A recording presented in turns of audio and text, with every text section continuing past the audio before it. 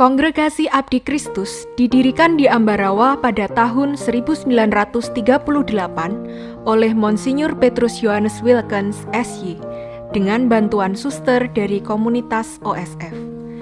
Awalnya, komunitas ini bernama Abdi Dalem Sang Kristus, namun disesuaikan menjadi Abdi Kristus, agar orang-orang non-suku Jawa juga mengerti arti nama tersebut. Abdi Kristus memiliki spiritualitas Maria hamba Allah, yang artinya meneladan Maria dalam pengabdian kepada gereja dan masyarakat kecil. Mereka menghayati kesederhanaan iman dan penyerahan diri secara total kepada Tuhan. Saat ini, komunitas Abdi Kristus berpusat di Ungaran dan memiliki lebih kurang 137 suster yang ditugaskan di 26 komunitas, melayani di 9 wilayah keuskupan, yakni Keuskupan Semarang, Jakarta, Bogor, Malang, Surabaya, Denpasar, Palangkaraya, Pangkal Pinang, hingga di Nabire, Timika, Papua. Tahun 1981, dalam karya misinya, komunitas Abdi Kristus juga hadir dan mulai berkarya di paroki Santo Martinus Wuleri. Suster pertama yang diutus saat itu ialah Suster Maria Teresala Aka dan Suster Maria Hortense Aka, yang berkarya di bidang pendidikan bersama TK Teresia, SMP Canisius Budi Murni, dan SMA Teresiana Wuleri. Mereka juga membantu komisi PSE dan membina para gelandangan. Waktu terus berganti. Komunitas Abdi Kristus pun tetap setia mengutus suster-susternya bergantian untuk membantu pelayanan di Wuleri. Hingga saat ini, kita patut bersyukur bahwa 40 tahun komunitas Abdi Kristus telah berkarya dan masih aktif melayani umat dan masyarakat di wilayah paroki Santo Martinus Wuleri. Selamat siang, Romo, Suster, Bapak Ibu, Saudara-saudari yang terkasih dalam Kristus. Saat ini kita bersyukur karena 40 tahun komunitas Abdi Kristus telah bersama dengan kita melayani di wilayah paroki Santo Martinus Wuleri. Dan pada kesempatan yang istimewa ini, saya bersama Komsos Santo Martinus Wuleri berada di Susteran Besokor untuk berbincang-bincang bersama dengan saya. Di sini sudah ada Suster Emerencia Aka, dan kita akan berbincang-bincang bersama mengenai karya pelayanan dan juga suka duka dalam panggilan komunitas Abdi Kristus. Suster, terima kasih kami sudah diperbolehkan hadir di sini untuk ngobrol-ngobrol dengan Suster. Boleh kami tahu untuk Suster memperkenalkan diri, siapa saja Suster yang berkarya melayani di paroki Wuleri saat ini? Monggo. Baik, terima kasih Mbak Agnes atas waktunya. Saya memperkenalkan pertama dengan diri saya adalah Suster Maria Emerenciana Aka. Saya datang di komunitas Besokor ini 2 tahun yang lalu. Kemudian saya ditugaskan oleh pimpinan kongregasi saya di sini untuk menjadi penanggung jawab dari komunitas para suster Abdi Kristus yang ada di Besokor ini. Juga ada 2 teman kami yang di komunitas ini. Yang satu adalah Suster Maria Yulia Abdi Kristus. Dia datang sekitar bulan Juli tahun 2020. Jadi baru jalan 7 bulan. Dia bertugas di SMA Teresiana sebagai kepala sekolah. Kemudian ada satu teman lagi saya, Suster Maria Hieronima. Suster ini sudah lama. Paling lama suster. Ya, dia sepengetahuan saya sudah ini jalan 7 tahun. Jadi sekitar tahun 2014. Sejak tahun 2014 dia bertugas di sini. Dia bertugas di TK Santa Teresia sebagai kepala sekolah. Kami juga ingin tahu tentang bagaimana kehidupan suster sehari-hari, baik itu dalam komunitas maupun kegiatan pribadi suster masing-masing. Mohon diceritakan. Baik Mbak Anes, secara umum kegiatan kami dalam kehidupan sehari-hari pasti para suster itu punya jadwal harian, jadwal mingguan, jadwal harian, jadwal bulanan. Jadwal harian itu adalah berdoa. Doa setiap pagi, siang, dan sore, dan juga malam. Jadi kalau pagi hari itu kita berdoa bersama, mulai jam 5 kurang 10, dilanjutkan dengan meditasi, kemudian dilanjutkan dengan misa. Kalau sekarang saat pandemi ini kita misa secara live streaming. Kemudian doa siang kita juga adakan, terlebih saat pandemi ini kita juga melakukan doa siang lebih banyak daripada hari yang sebelum pandemi. Kemudian sore hari kalau berdoa kita jam 6, sekitar 3/4 jam, kemudian kita makan bersama. Setelah itu sekitar jam 7:30 kita doa malam. Dan selesai kita untuk kegiatan bersama secara umum. Nah, untuk kegiatan masing-masing para suster, karena di sini ini ada 3 suster, yang satu di SMA Teresiana.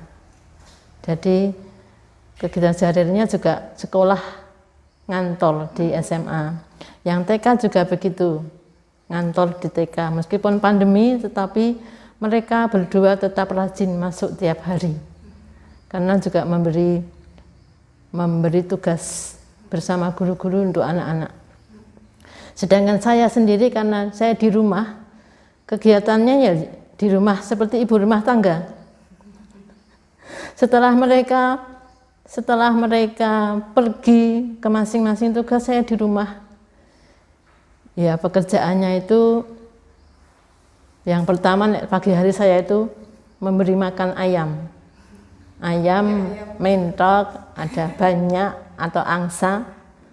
Di sana ada kate juga, ada ikan, walau kecil-kecil. Setelah itu lalu ya bersih-bersih rumah. Setelah bersih rumah, kalau keadaan tidak hujan, berkebun. Berkebunnya ya macam-macam. Kadang saya mencari kopi, mencari hasil yang ada di kebun. Kadang-kadang kita juga tanam sayur dikit-dikit, walau dikit tapi bisa untuk komunitas kecil. Ada saya tanam kacang, tanam cipir, tanam lombok, tanam singkong. Bahkan kemarin bisa berbagi singkong walau sedikit dengan masyarakat di sekitar sini. Kemudian untuk para suster yang sekolah, itu sampai di rumah kegiatannya ya, karena kalau yang SMA pulang sudah sampai rumah jam 5 atau setengah 5. Jadi ya untuk kegiatan di rumah paling-paling dia menyiapkan, misalnya kalau piket besok pagi harus masak, menyiapkan masak. Kemudian juga untuk pribadi menyetrika, mencuci, seperti itu. Kalau suster hero itu kegiatannya kalau sudah dari TK itu berkebun. Dia sangat rajin mengembangkan tanaman hias. Kalau Mbak Agnes lihat itu di sekitar rumah ini kan banyak pot-pot kecil ya. Itu dia sangat rajin dan tangan dia itu dingin. Nanam apapun pasti tumbuh. Seperti kemarin itu mau menata menghias di ruang doa itu pot sudah ada di pot, lalu diambil, langsung ditancap di satu pot yang lain. Kok sore kok tidak alum? Mungkin saya yang nanam nggak bisa. tangannya panas mungkin ya. Jadi Suster Heru itu punya kelebihan, dia menanam sangat rajin dan pasti jadi. Selain itu Suster Heru juga ini membuat rosario. Membuat rosario selain dibuat sendiri untuk kepentingan kita, tapi juga kemarin sempat mengajari orang-orang. Kemarin memanggil itu Mbak Dani dan ibunya untuk diajari, kemudian Bu Guru itu juga diajari membuat rosario. Kapan itu ada anak aspiran kami yang liburan di rumah, namanya Tasya. Dia jarang main di sini, lalu juga anak Limpung. Main kesusteran, lalu siang-siang itu kayaknya dia masih belum pengen pulang, lalu suster ajak membuat rosario, dan itu menyenangkan. Ya. Boleh saya tahu untuk suster ceritakan awal bagaimana suster secara pribadi dulu nggih merasakan panggilan untuk menjadi seorang biarawati dan akhirnya memutuskan untuk menjadi bagian dari Abdi Kristus itu sendiri. Monggo suster. Terima kasih Mbak Agnes. Saya sebenarnya awal panggilan saya itu tumbuh sejak saya kelas 4 SD. Ketertarikan saya menjadi suster adalah saya punya bulik. Bulik saya itu adik dari ibu. Dia seorang suster dari kongregasi Karitas Palembang. Nah, waktu itu beliau cuti. Nah, saya diajak ngomong-ngomong cita-cita, pengen jadi suster orang. Pengen bulik. Nek pengen terus pripun carane bulik? Oh, saiki sekolah sik bae, so nek wis bar-bar gede-gede engko dihubungke karo aku gitu. Bulik bilang begitu. Dari situ tumbuh terus sampai saya setelah SMP. SMP itu masih ada rasa untuk pengen menjadi suster. Tapi waktu itu agak tersendat karena saya setelah lulus dari SMP itu saya harus menunggu bulik saya cuti, saya dibawa ke sana. Sehingga setelah lulus saya harus berhenti di rumah, tidak sekolah.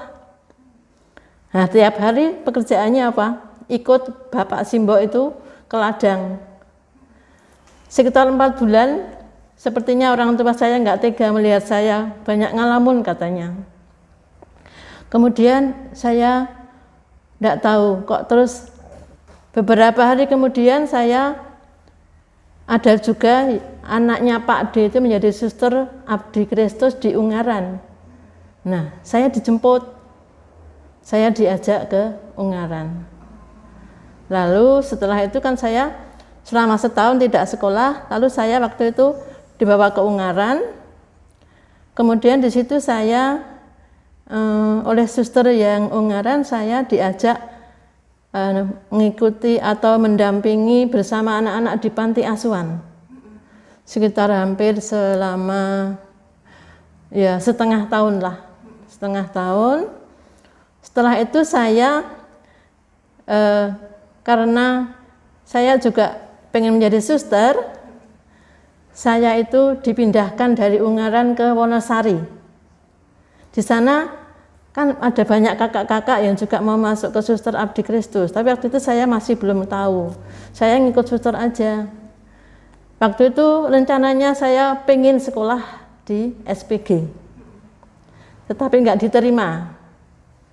Kemudian hati saya kecewa, nggak diterima, terus gimana ya? Terus saya pulang lagi ke rumah.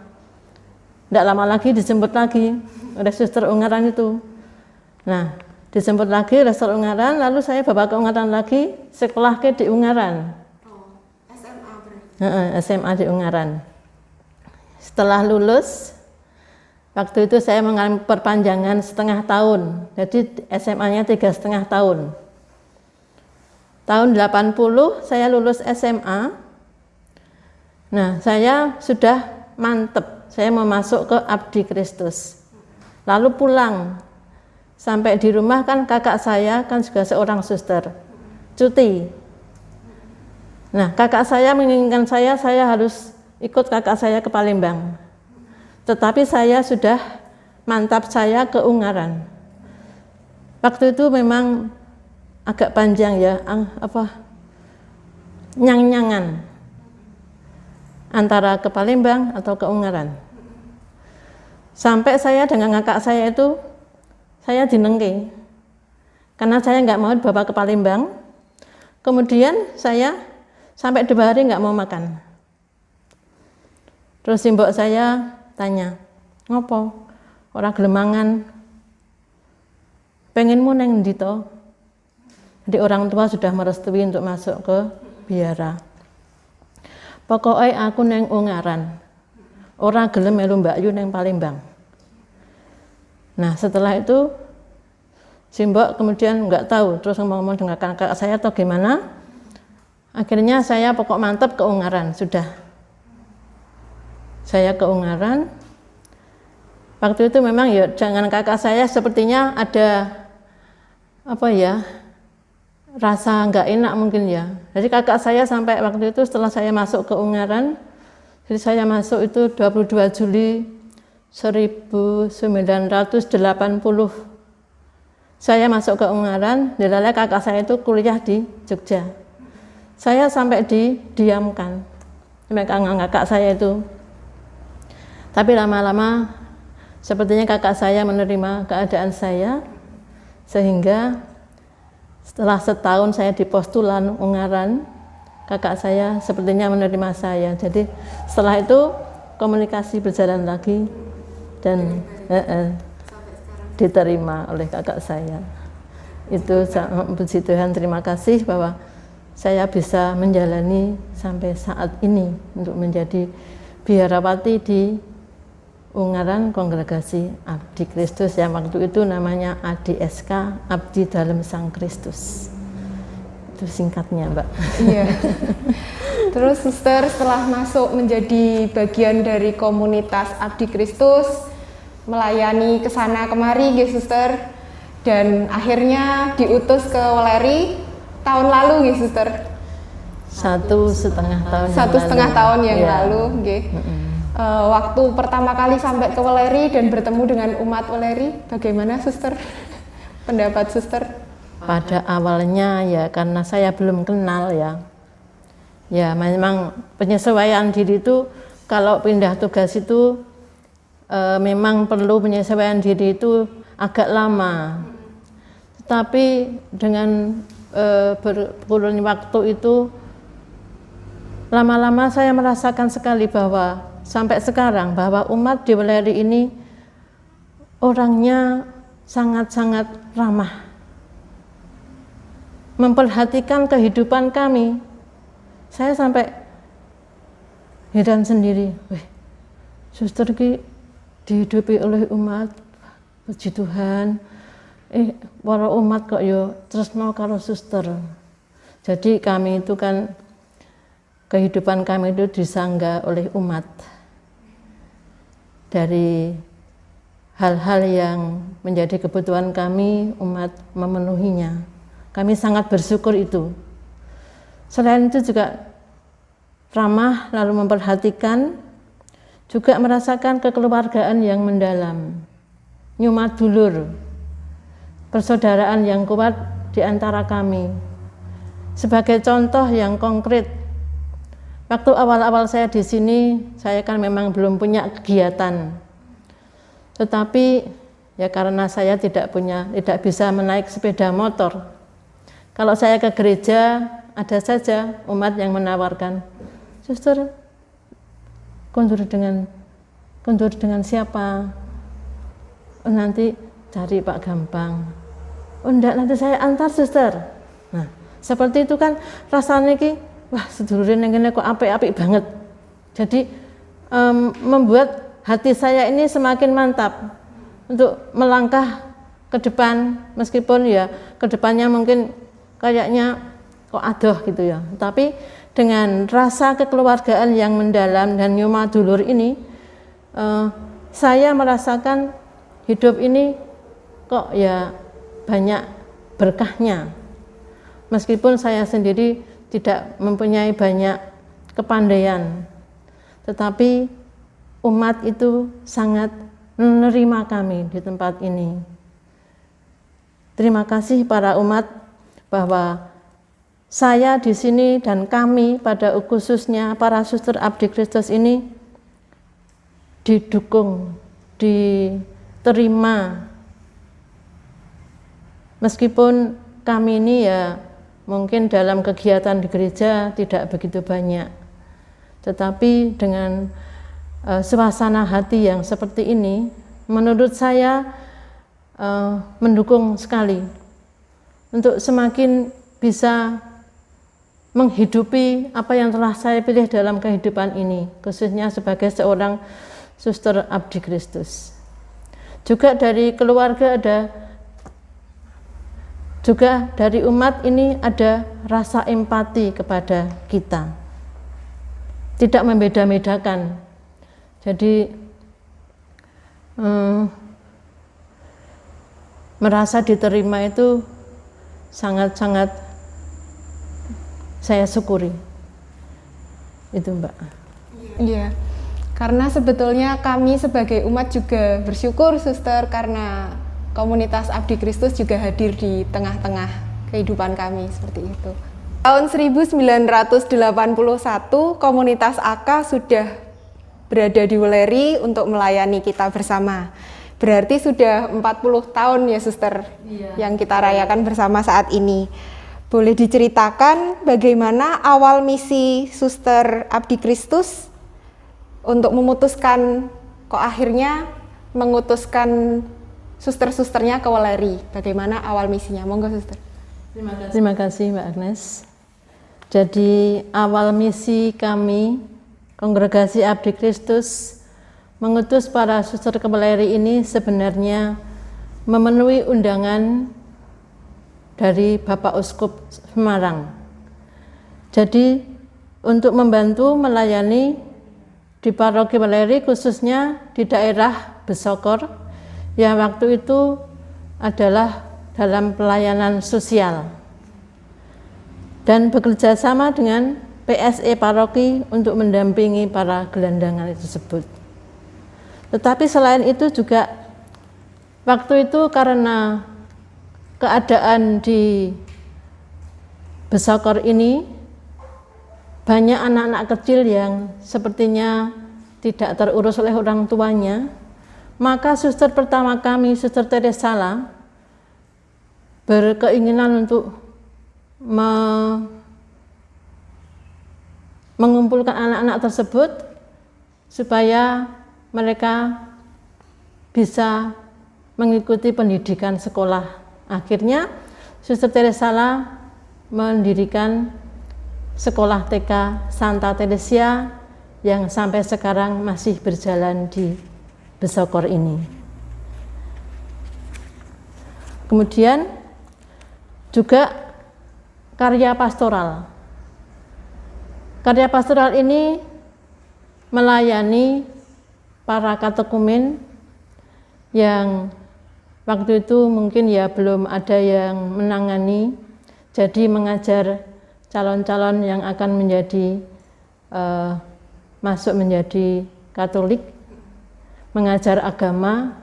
Waktu itu Suster Hortense yang rajin mengumpulkan mereka, jadi dikumpulkan lalu diajari bagaimana cara berdoa.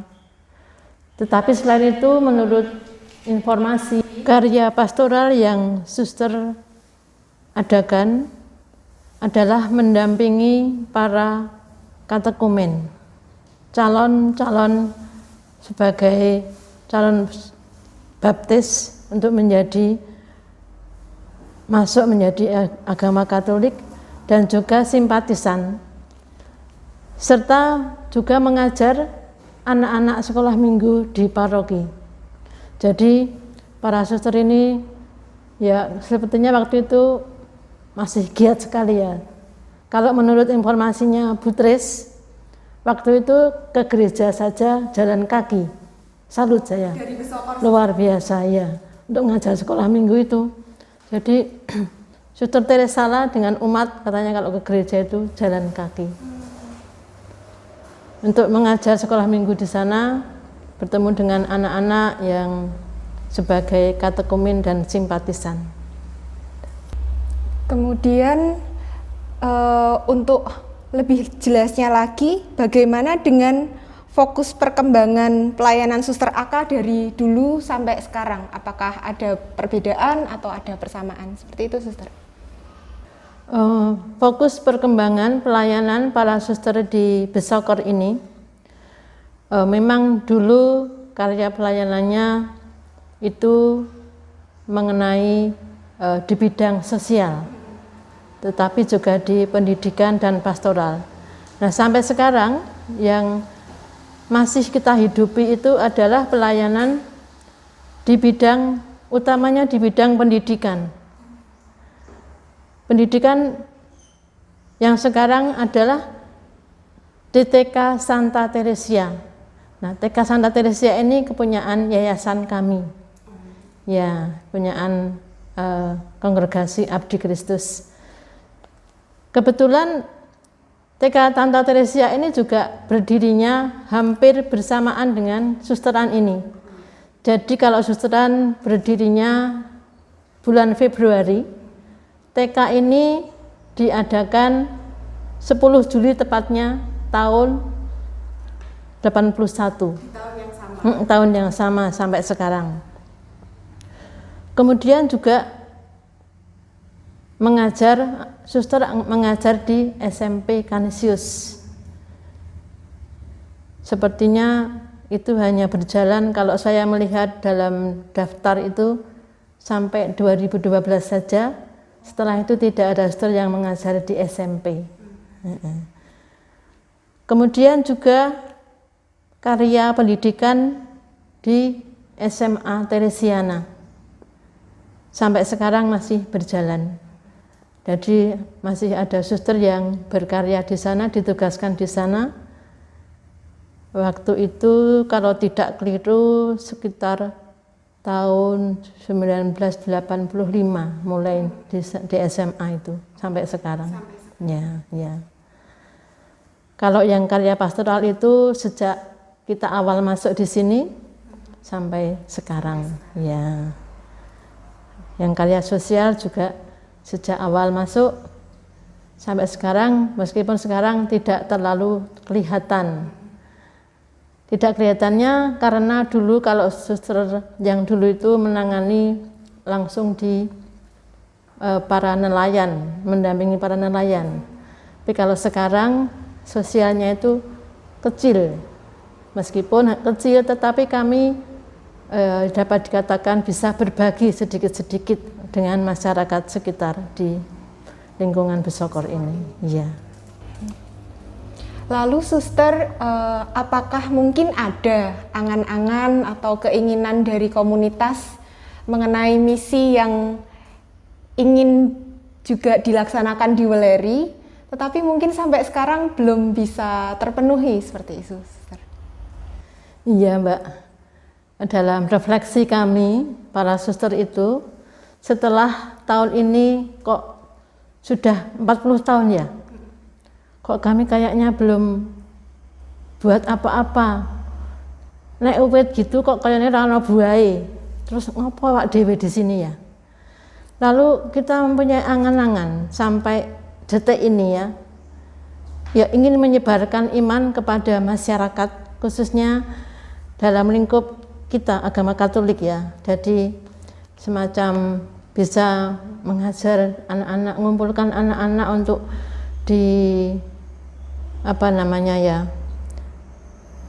diajar, didampingi supaya mereka juga lama-lama menumbuhkan rasa kereligiusan. Maksud saya dengan menyebarkan iman ke masyarakat, mewartakan kabar sukacita melalui kita masuk ke dunia anak-anak, mungkin masuk ke sekolah minggu, ke mesdinar, atau syukur-syukur bisa ke OMK.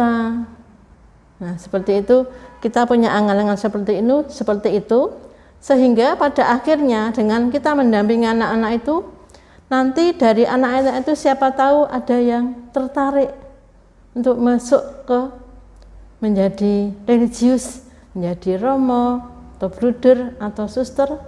Nah, dari situ sepertinya itulah yang menjadi angan-angan dari para suster sekarang ini. Itu, Mbak. Kondisi masyarakat kita dari zaman dulu sampai sekarang tentu ada perubahan. Begitu juga dengan model pelayanan yang mungkin kita adakan untuk masyarakat dan untuk umat nih, Suster. Nah, boleh diceritakan bagaimana peran dan tantangan atau suka duka para suster Abdi Kristus dalam pelayanannya, terutama mengikuti perkembangan zaman saat ini. Monggo, Suster. Terima kasih. Untuk peran dan tantangan bagi kami biarawan dan biarawati ini memang sangat kami rasakan dengan adanya sekarang ini tidak banyak yang masuk bergabung ke dalam kongregasi, baik itu Abdi Kristus maupun dengan kongregasi lain.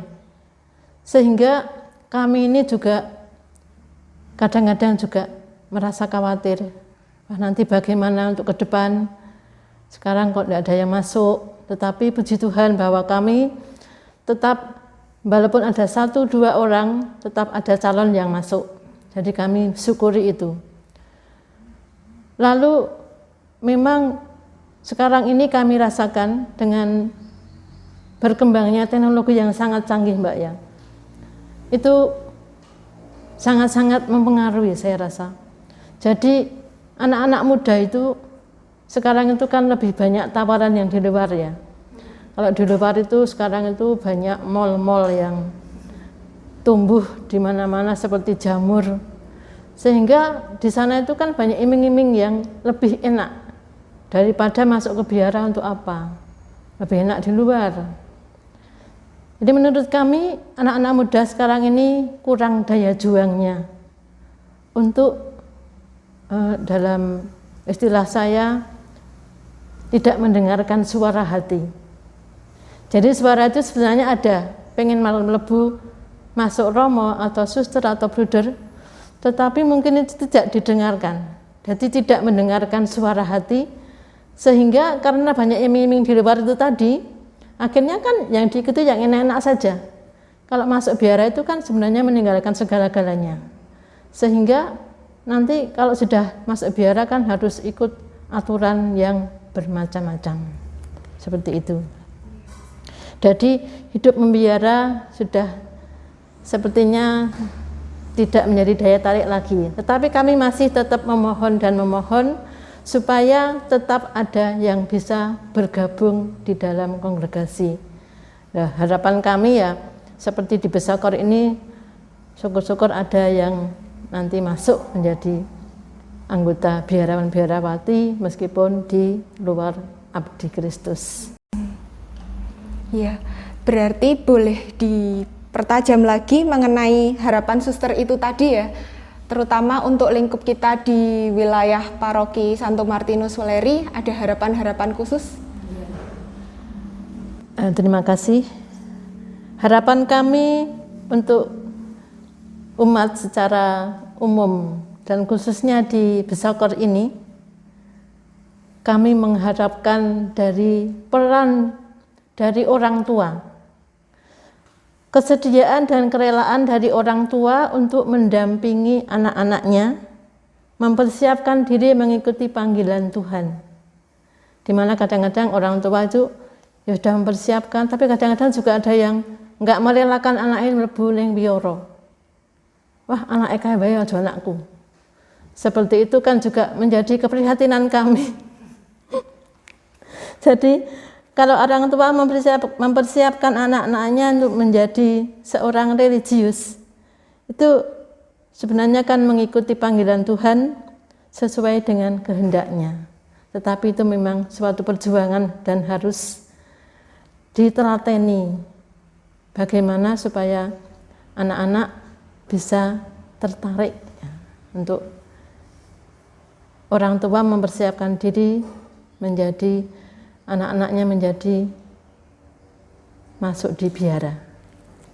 Kemudian juga ini menurut saya juga penting dalam keluarga orang tua, karena sebenarnya kan panggilan itu tumbuhnya dari keluarga. Awalnya dari keluarga. Nah, ini adalah membiasakan anak-anak supaya ada doa dalam keluarga itu. Ini pengalaman dari keluarga saya sendiri. Sejak kecil memang kami ditanamkan oleh orang tua, setiap pagi itu harus berdoa dulu sebelum kalau belum bangun, orang tua yang jalan nyeret selimute, ayo tangi sembahyang, ngantuk ora tangi. Dengan orang tua yang mengajak anak seperti itu, sepertinya kan di sini tertanam untuk dengan hidup doa, dengan membiasakan diri berdoa dalam keluarga itu, lama-lama akan juga tertumbuh panggilan.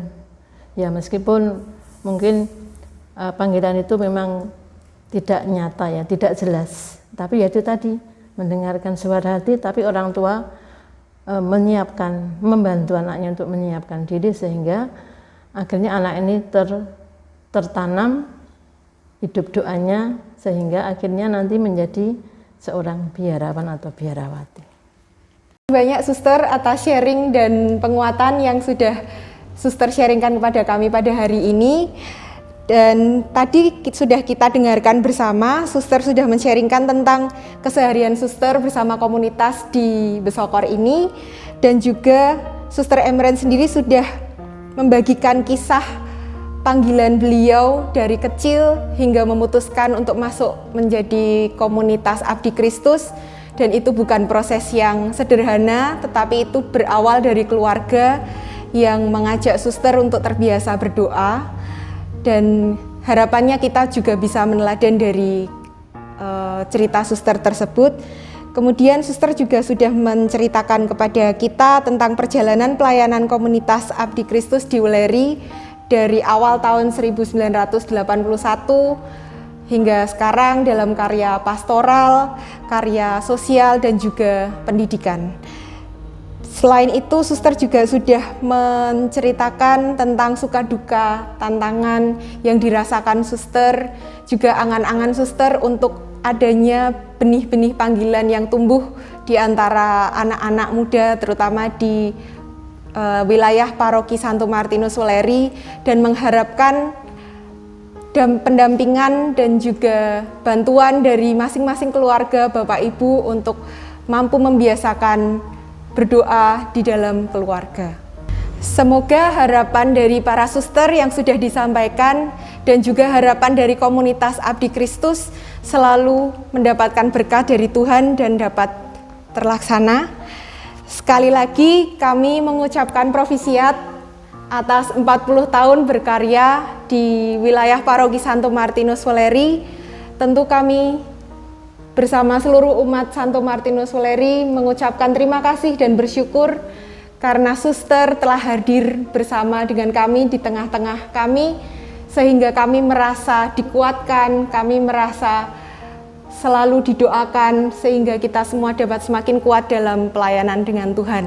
Romo, Bapak, Ibu, Saudara-saudari yang terkasih dalam Kristus, demikian hasil bincang-bincang kami dengan Suster Emren pada hari ini.